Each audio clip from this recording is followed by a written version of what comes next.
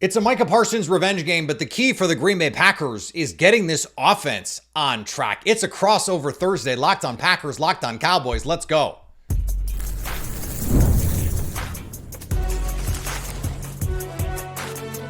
You are Locked On NFL Crossover, part of the Locked On Podcast Network. Your team every day. You are Locked On Packers, part of the Locked On Podcast Network, your team every day. I'm Peter Bukowski, and I cover the Packers for The Leap, a newsletter I would love for you to subscribe to. Follow me on Twitter, Peter_Bukowski. Follow the podcast on Twitter, Locked On Packers. Like us on Facebook. Subscribe to the podcast to iTunes, Spotify, Google Podcasts, wherever you find podcasts, you will find Locked On Packers, the #1 Packers podcast on the internet. And the show for fans who know what happened, they want to know why and how. Thanks to everyone who makes Locked On Packers their first listen every day. We hope you like starting your day with us as much as we like starting our day with you. Crossover Thursday presented by Prize Picks. Download the Prize Picks app today and use code LOCKEDONNFL to get $50 in lineups after you play your first $5 lineup. It is a primetime matchup. Micah Parsons going back to Dallas. The Packers need to get back on track here. Marcus Mosher from Locked On Cowboys, me from Locked On Packers, crossover Thursday. Let's do it. Welcome back. I am your host, Marcus Mosher. He is Peter Bukowski of Locked On Packers. And on today's show, we're going to talk about some keys to victory for both teams, if there are any for the Cowboys. We'll talk about the biggest matchups to watch, and I guess the biggest storylines. I can't think of any big ones that are coming off the top of my brain. Anything for you, Peter? Mike McCarthy revenge game. Oh, that's right. Mike McCarthy's not the coach anymore. I forgot about that. Matt Eberflus against the former division rival? Yeah, okay. Maybe. All right, so let's go ahead and do it. Micah Parsons' first game back against his former team, the Dallas Cowboys. Jerry Jones has already said there will not be any kind of like tribute video for Micah. This is a business game for the Cowboys. They're not having any of this Micah Parsons shenanigans. For you, obviously Mike is the biggest storyline here, but what are you looking forward to see? So interestingly, I don't think that for the Packers, I don't think that's the biggest storyline. I mean, I think for Micah Parsons, it certainly is. But for this Packers team is coming off a really dispiriting loss to the Cleveland Browns. I think that is what they're focused on. They are focusing on this offense getting back to being what they're all about, pushing the ball down the field if they can do that. And so I think for me, that's the storyline that is most salient for the Packers and for Packers fans. Would they love to see Micah Parsons go off and have one of those just like signature 3.5 sack dominating performances? Yeah, sure. They would love that. But for the Packers to really feel good about where they're headed, this is a defense that loves to give up explosive plays, does not have an impact pass rusher like Myles Garrett or anything close to it. They used to. He plays in Green Bay now. And so this is a defense that they feel like they can get after. You joke about paths to victory. I did a show last week with Spencer German, Marcus, and we were doing that. We were twisting ourselves in knots, trying to laughing about a Browns path to victory, and the Browns won. So for the Packers, this is let's go get right against the Cowboys. I think it's less for them, at least, about Micah Parsons. And there's no such thing as a must-win game in September, but it does feel that way for both sides a little bit. Like from the Cowboys' perspective, right? They're 1-2. You lose this game, you're 1-3, and things start to get dark really quick, especially with how good the NFC is. And I would assume same for the Packers, right? I mean, they're 2-1, but because of the division they play in, and because of how good Detroit looked on Monday Night Football, and the Vikings have bounced back a little bit, it feels like this is a game they have to win to at least just keep pace with everybody else in that division. Yeah, it's the comparison that I've made is like if you're a golf fan on par fives and on the PGA Tour, if you make par, you are usually giving up a shot to the field. Yep. These are the sorts of games where you just have to win. Like you're going to play enough good teams that you're going to get beat. You're going to play the Ravens. The Packers play the Ravens, the Eagles. They have to go to Minnesota. They have to go to Detroit still. They have tough games left on the schedule. These are the games. No Tyler Booker. No CeeDee Lamb, a defense that has already just been barbecue chicken through the last 3 weeks. Like Russell Wilson had a career game against them and gets benched like 8 days later. I mean, that's the kind of thing where you have to go and take care of business if you're the Packers, and you can't think this is the Browns. You can't think this is a team that you should just walk all over, that you can just show up and beat. I think they kind of did that last week, Marcus, and it bit them in the ass. They can't look at it that way. They have to get up for this game, and I do think the Micah Parsons revenge factor. Like everyone knows what the deal is with Micah. And the fact that he has had the kind of impact that he's had here, I think that brings so much more juice. Plus it's prime time. It's in Dallas where the Packers, where certainly Aaron Rodgers, but the Packers over the years have had a lot of success. I think that helps them in that way. Yeah. And for the Cowboys, this is I don't want to say it's a pride thing, but they played so poorly against the Bears last week. You're at home. You mentioned big time stage. What kind of fight do you have in this game? You are way undermanned when it comes to talent. And even if the Cowboys were healthy, they would have been in trouble here. But you mentioned it. No CeeDee Lamb.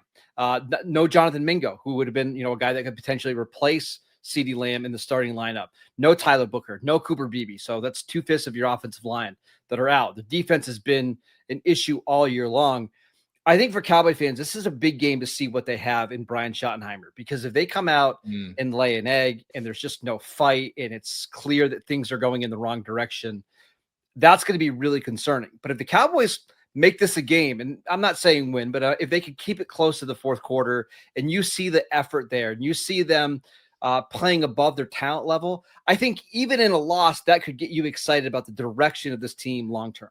Well, the difference between last week and this week, for at least for a Packers opponent standpoint, is Dak Prescott. Like we've seen Dak Prescott carry inferior talent over the years. I mean, he's had to. Now that was, like with CeeDee Lamb, no run game, no offensive line. This is now George Pickens. But we know what George Pickens, from a combustibility standpoint, is capable of doing, creating big plays and all those things. Dak is not going to get fooled. He's going to be able to move enough to make some plays here.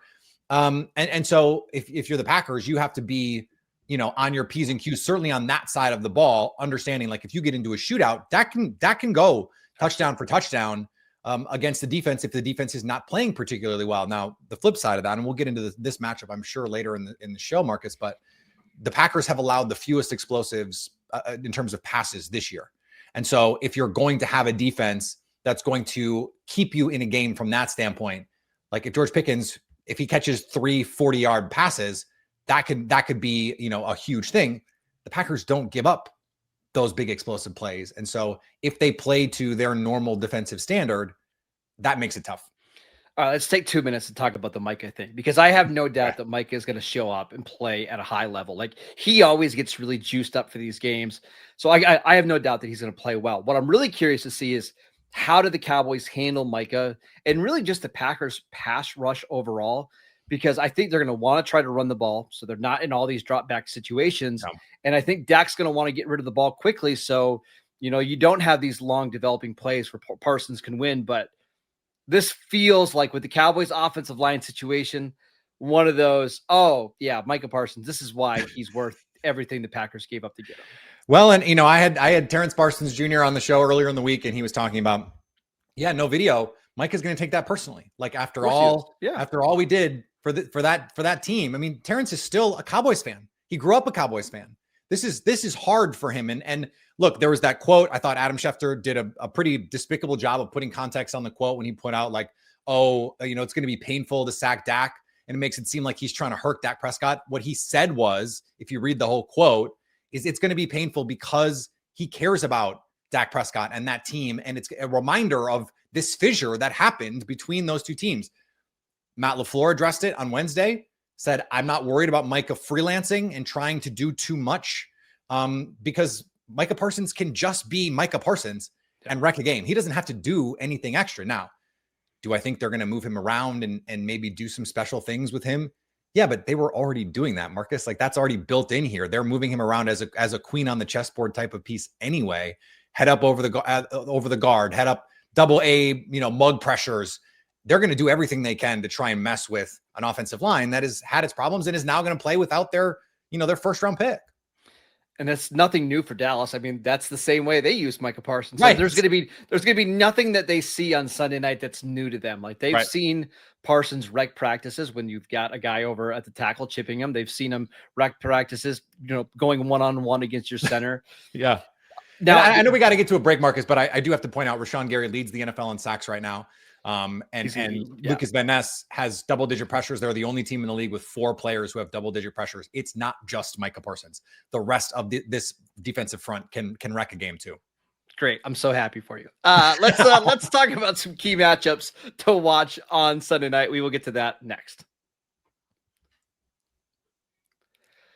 This episode is brought to you by FanDuel. The NFL season is here, and FanDuel is making sure that you are ready for kickoff with a can't-miss offer. Right now, new customers can bet just $5, and if your bet wins, you'll get $300 in bonus bets to use across the app. I love using FanDuel because it fits however you like to bet, whether it's same-game parlays, whether it's player props, or even jumping in as the live action unfolds. Like, my favorite thing lately is just to do some money line parlays. Grab a couple teams that you want to watch on a Sunday, throw them in a parlay, and then enjoy your Sundays. Like, I don't enjoy watching my team right now. So if I can bet on some other teams, it's a lot of fun. It's quick, it's easy, and it's the best way to add a little bit more energy and juice to your Sundays. So are you ready to play? Download the FanDuel app now by visiting FanDuel.com to get started. That is FanDuel.com to place your first $5 bet. This episode is brought to you by Wayfair. When you think game day, you might not think Wayfair, but you should, because Wayfair is the best kept secret for incredible and affordable game day finds. Wayfair has everything you need to get your space ready for the season, whether you're tailgating outdoors or cheering from your living room. What I love the most is their selection. Wayfair has unique finds and options for every budget so that I can show off my team spirit without having to overspend. Plus, the delivery was free, fast, and hassle-free, which is an absolute lifesaver when you need something in time for kickoff. From outdoor essentials like folding chairs and patio heaters to indoor must-haves like TV stands and serveware, Wayfair has it all in one place. Wayfair is your trusted destination for all things game day, from coolers to grills to recliners and slow cookers. Shop, save, and score today at Wayfair.com. That is Wayfair.com. Wayfair, every style, every home.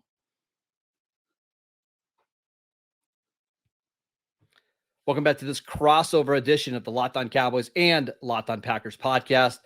Peter, let's talk about some matchups that you are going to be watching here on Sunday. What do you got? I think I mentioned it at the top. This Cowboys secondary pass defense in general against Jordan Love and the Packers offense. Through the first 2 weeks, Jordan Love was leading the NFL in average depth of target by 3 full yards, depending on whose charting you were looking at. It was like 2 to 3, and had an average depth of target of less than 2 against the Browns. His time to pressure against the Browns was 1.99. No one in the NFL with any number of attempts has gotten rid of the ball in less than 2 seconds this year, with any number of attempts. So it was just untenable what this offense looked like last week and the pressure that they were under. It's one of the worst offensive line performances I can remember by a Green Bay Packers team. Them getting back on track this week against a team that has some issues generating pass rush. I saw a stat, Donovan Ezraku, the rookie, his pass rush win rate is like some astronomically low number. I saw someone quoted at 0, which has to be wrong. 0 from last week. Yeah, he didn't have any wins last week. Okay, no wins last week. I was like, okay, that's crazy. Yeah. And I liked Donovan Ezraku, by the way, in the draft. But they just have not been able to find pressure. And then guys just running free through that zone coverage, in part because they can't play man coverage. But Matt Eberflus in general doesn't play a ton of that, or at least didn't until the end, really, with Chicago. So them finding opportunities here. And I want to put a finer point on it. It's Matthew Golden. I think this is the Matthew Golden breakout week, Marcus. Should have had a 95-yard touchdown last week if he could have found a way to stay in bounds. Jordan Love just missed him on a 95-yard touchdown 2 weeks ago. Just missed him on a 35-yard touchdown 2 weeks ago. Like Matthew Golden could be leading the NFL in receiving right now today. If 3 throws go slightly differently. I think that he's going to find more opportunities in this Cowboys secondary. I know that they're going to focus right on some of that stuff. Guys running wide open. You mentioned how embarrassing that was for them last week. The problem is, like, do they have the players to fix it? I don't know. I don't know either. Now, the expectation, and again, this is Jerry Jones talking, so take it with the tiniest grain of salt, is that DaRon Bland, the Cowboys all-pro corner, is going to play in this game after missing the last couple of weeks with a foot injury. We'll see. I'm not sure about that, but if he does play, this defense is completely different. And we saw it in the Philadelphia game when Bland and Diggs play together. Like, they can keep everything in front of them. The issue has been when they don't have DaRon Bland, now you're playing some corners out there that shouldn't be on NFL rosters, right? Like, just to be honest. And Bland does change the angles a little bit here, but I have to imagine even a 75% healthy Deron Bland will help. It's still not a good pass defense. If you can't pressure Jordan Love, you just have no shot. His productivity from a clean pocket this year has taken a noticeable jump up. He's had really good answers for the blitz this year. This is his best season as a pro so far. I mean, it's only been 3 games handling the blitz. So the biggest problems have come when 4-man pressures have been able to get home. And that's just not been what the Cowboys have been able to do. What, from your perspective, Micah, Marcus, what is the biggest thing that you think will decide this game for Dallas? Hey, it's a Kenny Clark revenge game, right? The Packers just traded away this really good. He's been really good. He has been really good. And honestly, that's how the Cowboys win this game, is if you look at the interior offensive line of Green Bay, it has not performed up to what you think, right? And no Zach Thomas week at right tackle. So that's obviously an issue, but it's going to have to be Kenny Clark and Osa Odighizuwa. If those guys can stop the run and get Green Bay into some of these third and long, maybe that's when we see more blitzing. Maybe that's when we start to see Matt Eberflus use some of the slot blitzes that he's done at times this year.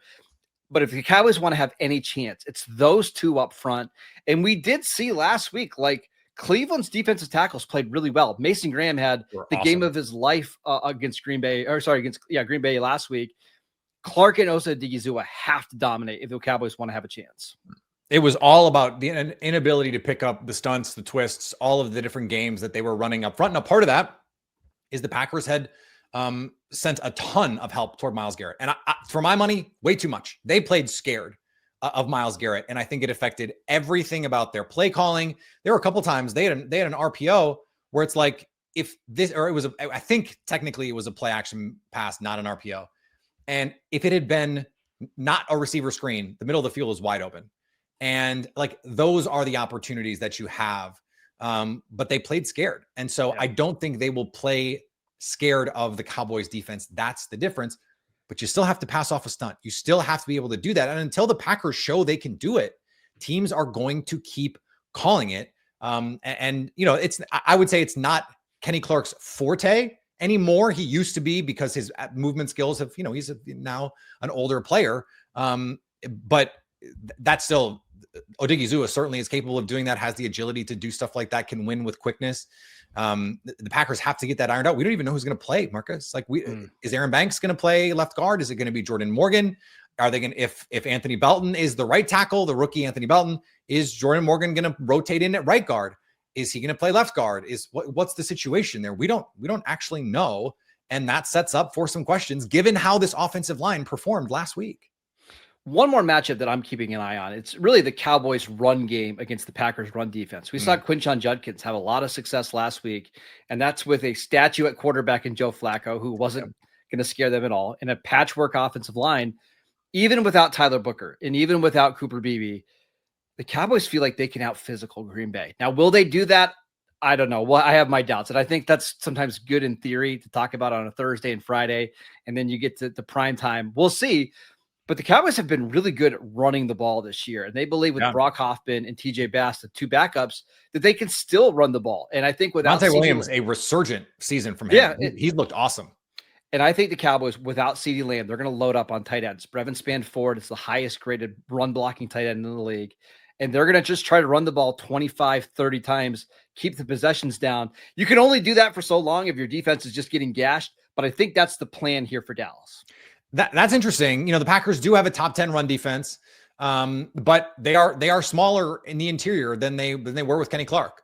And, Nazir Stackhouse, who's an undrafted free agent that they brought in from Georgia, has not played a ton. Now, I will say their linebackers, especially if you're going to try and run outside the tackles, they were outstanding. Incredible. Yeah. Even against guys like Jahmyr Gibbs, like they can fly with Edgerrin Cooper and Quay Walker. So it has to be on those downhill runs where they're going to come down and you're hoping, Quay jumps in the wrong gap, or Edgerrin Cooper gets engulfed, or he tries to shoot a gap and all of a sudden you're digging him out on a trap play or something like that. But the Packers do play a decent amount of single high safety. They will put extra bodies in the box to handle the run. And if Dak Prescott can't create down the field one-on-one to George Pickens, the Packers are just going to live in that world and be happy to do it. All right, let's talk about some keys to victory for both teams. Obviously, the window or the path is a little bit smaller here for the Cowboys. How did the Cowboys and the Packers get a win on Sunday? We will get to that next. This episode is brought to you by Game Time. The NFL season is back, and honestly, there's nothing better than being in the stadium surrounded by fans cheering on your favorite team.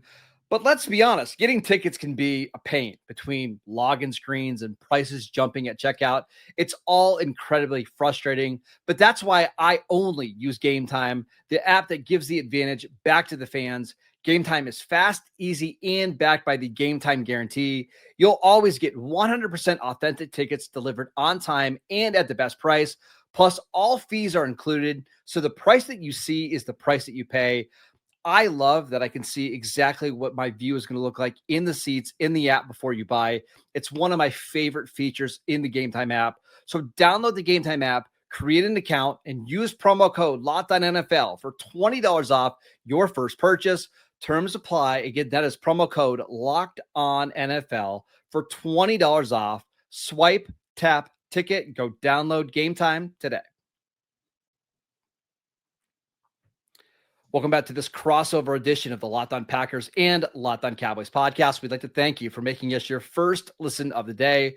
For your second listen, check out the Locked On NFL show. 2 podcasts every single day, 1 in the morning with Tyler Rowland, 1 in the afternoon with Tony Wiggins, available wherever you get your podcasts. All right, Peter, how did the Packers win this game? Like what couple things do they need to do to secure a victory and improve to 3-1? I think it's protect Jordan Love. That is job one. And I said last week, job 1, 2, 3, and 4 is protect or is block Myles Garrett. There is not a player like that for the Dallas Cowboys. But if they can protect Jordan Love, I think they're going to be enough opportunities against this Cowboys team to generate explosives, to convert on third down. For all the issues the Packers had last week, third down was not one of them. They actually performed pretty well on third down overall. It was that they couldn't get out of their own way. It's false starts, it's penalties. And that's the second part of this. Just get rid of the pre-snap penalties. The pre-snap penalties were killers last week. There were 3rd and 1 becomes 3rd and 6. 3rd and 4 becomes 3rd and 9. Like that kind of stuff, especially against a team that, let's be honest, like the Cowboys are not as good as the Packers. No. You lose games in the NFL because you don't play like the better team. When you are the more talented team, if you don't play like it, you're going to lose. Like the talent difference is small. This is not college where you go out and you play our little sisters of perpetual sorrow in week 1 to get ready for your actual season. It doesn't happen like that. So that's protect Jordan Love and the pre-snap penalties. Micah Parsons lined up offsides on the final drive, gifted the Browns 5 yards. The Browns couldn't get 5 yards of play all game. They were averaging 3.9 yards per play all game. You just gift them 5 yards. That kind of stuff can't. And by the way, Micah took responsibility for that, said they didn't bring me here to be offsides, but he's lined up offsides, I think, like in every game. Line up onside. Come on. And it's those kinds of little mistakes. They just can't happen. They didn't happen in week 1. The Packers, I believe, had 3 penalties in week 1. Then they had 10 and 14 the last 2 weeks. Get rid of those penalties. And I just feel like the talent then wins out. And for Dallas, it's all about winning in the margins, right? Because you're right. They are not as good as the Packers, even when they're fully healthy. You know, this is a team on FanDuel that had a win projection of 7.5 with Micah Parsons, right? Like they're clearly not the better team, but that doesn't mean you can't win games like this. And it starts for me on special teams. The Cowboys have a really good special teams unit with Brandon Aubrey, who for my money is the best kicker in the NFL. Yeah. Brian Anger, one of the better punters in the league. Kevontae Turpin, probably the best kick returner. You're going to have to make plays in that phase of the game to make up for, an offense that has injuries and a defense that's not very good. So can you block a kick like Cleveland did last week? Can you have better field positions? I know it was a lot of fun. Can you start drives at the 38-yard line rather than the 22 and give your offense a shorter field? Yeah. That's the kind of things you have to get. If the Cowboys lose the special teams battle, they have absolutely no chance on Sunday. None. Well, the good news for Dallas is Rich Bisaccia has not fixed the special teams. The special teams have been a problem really every year for the Packers to some degree, whether it's the kicker. They fixed the kicker with Brandon McManus, but like Brandon McManus, the kick that got blocked was a low kick on a makeable, like we're talking about a low 40s yard field goal. Like this should have been a gimme. They got blown up on the interior to get that block. Shelby Harris, one of the best in the NFL at doing that, but still, like that's ridiculous. So that is a problem. And I said it during the week. I said one of the paths for the Browns is specialty. You return a kick for a touchdown or you block a punt. I didn't think blocking the game-winning field goal would be on the docket there, but that's what happened. And so I think you're right. The special teams piece of that, like for the Packers, just don't lose emphatically. Don't have a punt blocked. Don't have a kick blocked. If Brandon Aubrey is going to make a 60-yarder, it's like, that's fine. You're not going to lose on 6 60-yard kicks. Yeah. The other thing for the Cowboys is just, although I do remember 1996, when was it? Who was the kicker in 96? Was that Boniol? Chris Boniol. Yeah. And he made seven field goals to beat the Packers in Dallas the year they won the Super Bowl. It was 21 points. And I remember, like, I had to go to bed because I was 9 or whatever. And I woke up and I saw the final score and I was like, oh, and then I realized it was field goals. And I was like, oh, come on, Green Bay. Like, you didn't score any points. It's not like Mason Crosby didn't get them back, listen, a little bit later. I'm offering a heartfelt memory about a Cowboys win. You gotta go with me on that. Last thing before we go, we're not going to do predictions, but Landon McCool, my co-host, we were talking about this game. We think if the Cowboys were to pull off this upset, they are currently, I think, 7-point underdogs right now on FanDuel. It might be the biggest upset that they've had, especially from an emotional standpoint, in the last 20 years. And I know a week 4 game really doesn't feel like a big upset. No, but I don't think that's crazy. Like, I really don't, because of the Micah Parsons factor. Yeah. Because of the expectations coming in, because of CeeDee Lamb, because of Tyler Booker, it would be a little bit like the 2015 game, right? The Matt Flynn game when the Packers come in and they come back from 2 touchdowns down to beat the Cowboys in Dallas. That's a great memory. It's fine. But you flip it. And it would feel like that, even though Dak Prescott is not Matt Flynn, obviously. But that is interesting, and that I think there is quietly more pressure on Green Bay in a game where they are 100%. Favored by a touchdown, because everybody thinks that Green Bay is going to win this game, and they're going to win going away. I agree, but I think there's quietly more pressure on Green Bay than maybe the average fan would realize in a spot like this, because of what you're saying. Like, it would just be a huge lift for the Cowboys season if they could win a game like this. Like, you can treat it, and I don't know if Brian Schottenheimer is going to, but you could treat it like your Super Bowl. Hey, we win this game and the rest of our season is out in front of us. We lost a game we probably should have won in week 1, frankly. And you have a brain fart game last week. Both of these teams kind of coming off those kinds of games where you have a Murphy's Law finish. It would. Now you're making me nervous that this would be the biggest upset in 20 years. But I think that also says something about the Cowboys. Like, they've been a pretty good team for a long time. They haven't been in a position to upset anybody by a touchdown since, like, Quincy Carter. This has just been a good, steady franchise, even if they haven't been a Super Bowl contender for 20 years now. I'd like to thank you for making this your first listen of the day. Make sure you follow Peter on Twitter at Peter_Bukowski. I'm at Marcus_Mosher. Enjoy Sunday Night Football, and we'll see you guys back here on Friday.